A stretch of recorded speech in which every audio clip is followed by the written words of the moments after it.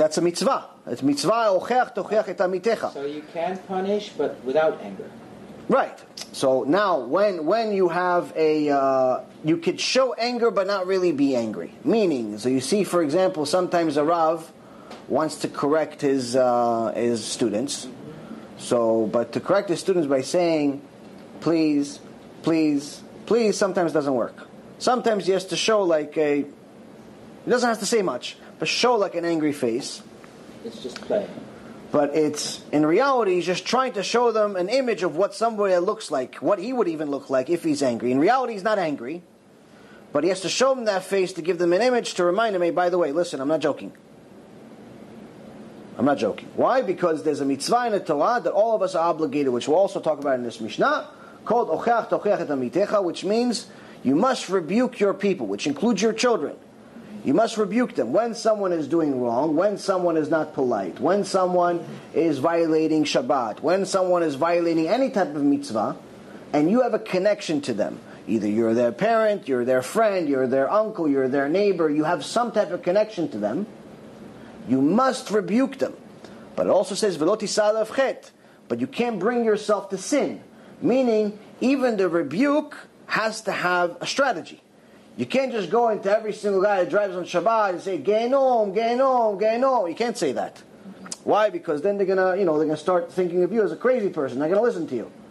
Or some of these fools that throw rocks at people that drive on Shabbat, not realizing that throwing a rock is also not allowed on Shabbat.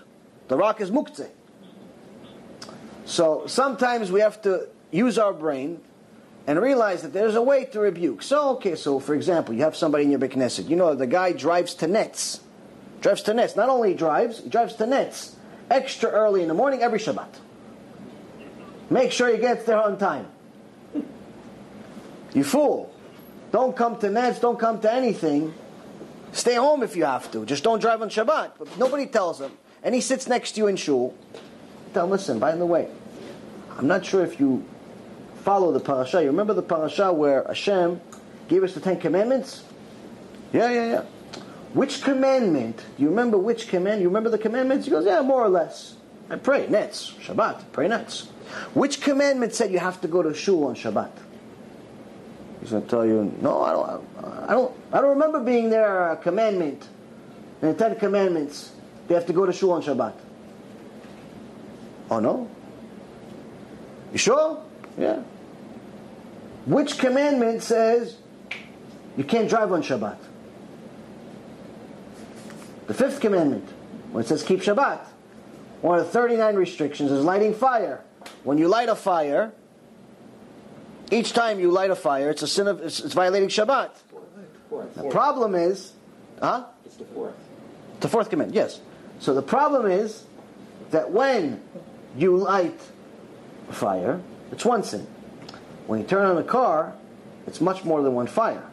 According to one of my students, it's an engineer, each time you press the gas pedal and go 60 miles per hour, according to the RPMs, he's an engineer, he did the calculation, it's no less than 6,000 fires.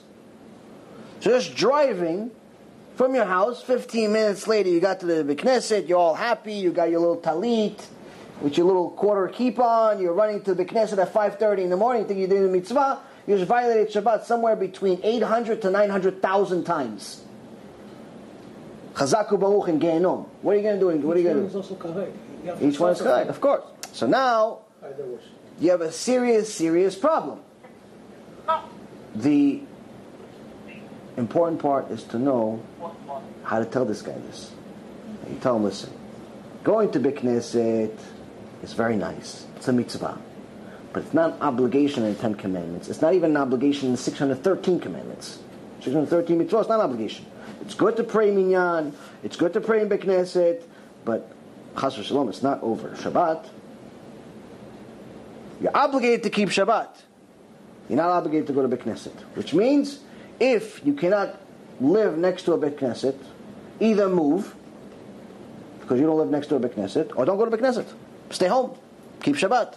It's much more important. You can't go to Gan Eden if you drive on Shabbat. Even if it's the Beit Knesset, even if it's to the Bet Mikdash, even if it's to the Kotel, even if it's to wherever Gan Eden. You're not going to let you in. So, oh, you drove here? Sorry, you can't get in. We only take people that walk.